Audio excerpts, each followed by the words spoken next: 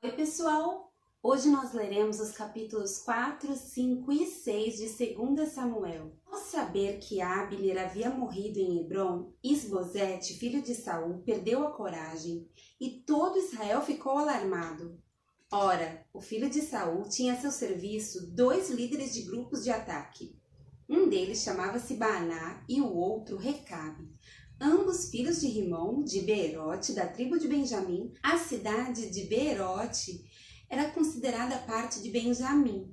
O povo de Beerote fugiu para Gitaim e até hoje vive ali como estrangeiro.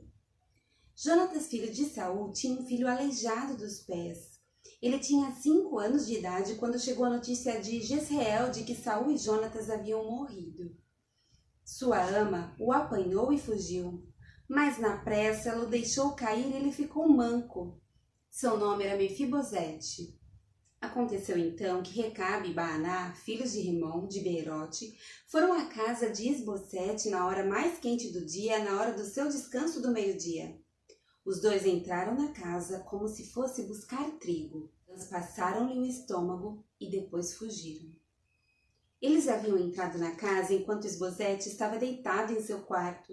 Depois de os transpassarem e o matarem, cortaram-lhe a cabeça e, levando-a, viajaram toda a noite pela rota da Arabá.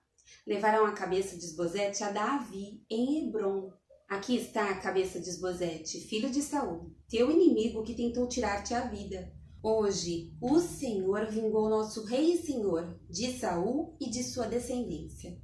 Davi respondeu a Recabe e a Baaná, seu irmão, filhos de Rimom de Beerote: juro pelo nome do Senhor que me tem livrado de todas as aflições. Quando um homem me disse que Saul estava morto, pensando que me trazia boas notícias, eu o agarrei e o matei em Ziclag, como recompensa pela notícia que trouxe. Muito mais agora que homens ímpios mataram um inocente em sua própria casa, em sua própria cama. Vou castigá-los e eliminá-los da face da terra porque vocês fizeram correr o sangue dele. Então, Davi deu ordem a seus soldados e eles os mataram. Depois, cortaram as mãos e os pés deles, penduraram os corpos junto ao açude de Hebrom, mas sepultaram a cabeça de Isbosete no túmulo de Abner em Hebrom. Representantes de todas as tribos de Israel foram dizer a Davi em Hebrom: somos sangue do teu sangue. No passado, mesmo quando Saul era rei, eras tu quem liderava Israel em suas batalhas. E o Senhor te disse: você pastoreará Israel, meu povo, e será o seu governante. Então todas as autoridades de Israel foram ao encontro do rei Davi em Hebrom. O rei fez um acordo com eles em Hebrom perante o Senhor, e eles ungiram Davi rei de Israel. Davi tinha 30 anos de idade quando começou a reinar e reinou durante 40 anos. Em Hebrom, reinou sobre Judá 7 anos e meio. E em Jerusalém, reinou sobre todo Israel e Judá 33 anos. O rei e seus soldados marcharam para Jerusalém para atacar os jebuseus que viviam lá. E os jebuseus disseram a Davi: você não entrará aqui. Até os cegos e aleijados podem se defender de você. Eles achavam que Davi não conseguiria entrar, mas Davi conquistou a fortaleza de Sião, que veio a ser a cidade de Davi. Naquele dia disse Davi: quem quiser vencer os jebuseus terá que utilizar a passagem de água para chegar àqueles cegos e aleijados, inimigos de Davi. É por isso que dizem: os cegos e aleijados não entrarão no palácio. Davi passou a morar na fortaleza e chamou a cidade de Davi. Construiu defesas na parte interna da cidade desde o Milo, e ele se tornou cada vez mais poderoso, pois o Senhor, o Deus dos exércitos, estava com ele. Pouco depois, Hirão, rei de Tiro, enviou a Davi uma delegação, que trouxe toras de cedro e também carpinteiros e pedreiros que construíram um palácio para Davi. Então, Davi teve certeza de que o Senhor o confirmara como rei de Israel e que seu reino estava prosperando por amor de Israel, o seu povo. Depois de mudar-se de Hebrom para Jerusalém, Davi tomou mais concubinas e esposas e gerou mais filhos e filhas. Estes são os nomes dos que lhe nasceram ali: Samua, Sobabe, Natã, Salomão, Ibar, Elisua, Nefeg, Jafia, Elisama, Eliada e Elifelete. Ao saberem que Davi havia sido ungido rei de Israel, os filisteus foram com todo o exército prendê-lo, mas Davi soube disso e foi para a fortaleza. Tendo os filisteus se espalhado pelo vale de Refaim, Davi perguntou ao Senhor: devo atacar os filisteus? Tu os entregarás nas minhas mãos?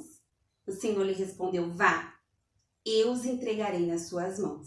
Então Davi foi a Baal-Perazim e lá os derrotou e disse: assim como as águas de uma enchente causam destruição, pelas minhas mãos o Senhor destruiu os meus inimigos diante de mim.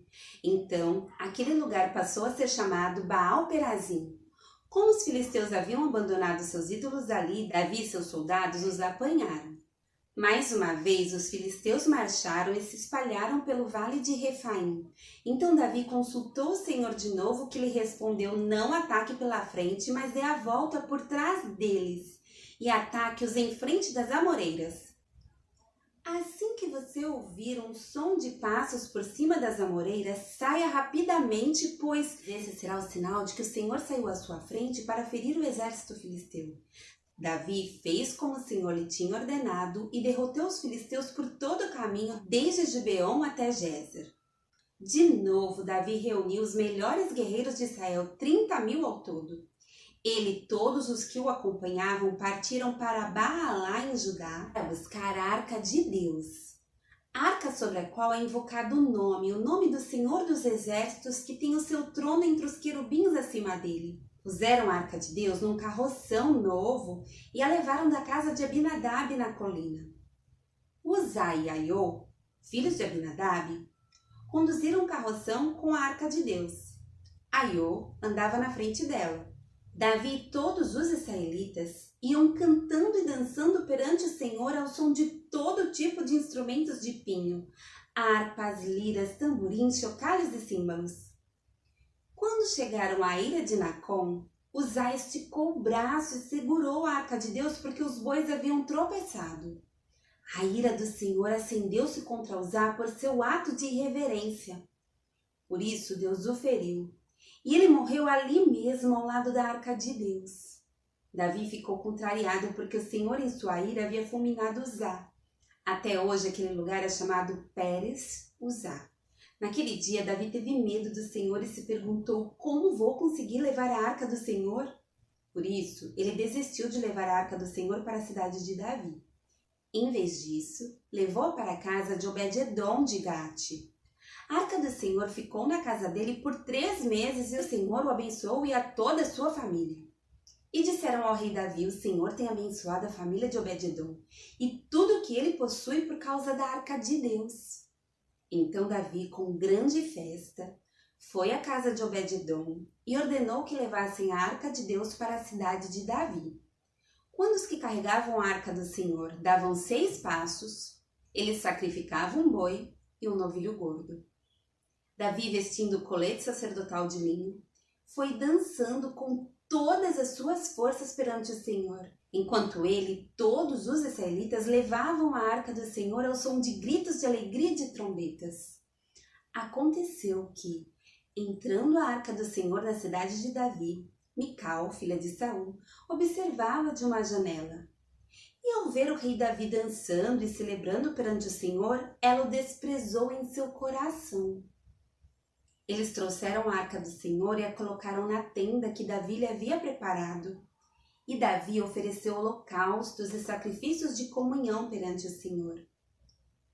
Após oferecer os holocaustos e os sacrifícios de comunhão, ele abençoou o povo em nome do Senhor dos Exércitos.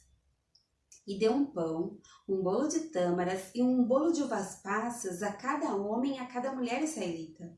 Depois todo o povo partiu, cada um para sua casa. Voltando Davi para casa para abençoar sua família, Mical, filha de Saul, saiu ao seu encontro e lhe disse: como o rei de Israel se destacou hoje, tirando o manto na frente das escravas de seus servos, um homem vulgar. Mas Davi disse a Mical: foi perante o Senhor que eu dancei, perante aquele que me escolheu em lugar de seu pai ou de qualquer outro da família dele, quando me designou soberano sobre o povo do Senhor, sobre Israel.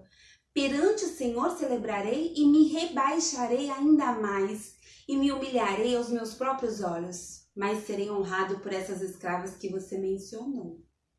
e até o dia da sua morte, Mical, filha de Saul, jamais teve filhos.